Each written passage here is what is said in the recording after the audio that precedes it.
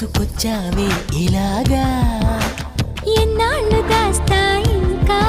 ఎండ కన్నైన పడనీకా ధన్యోస్మి అంట చిలక అందుకున్నాక అందాలని కానుక ఎలుకో నాయక రాసి ఇచ్చానా ఇలాగా ఎలకు బాలిక దూసుకొచ్చావే ఇలాగా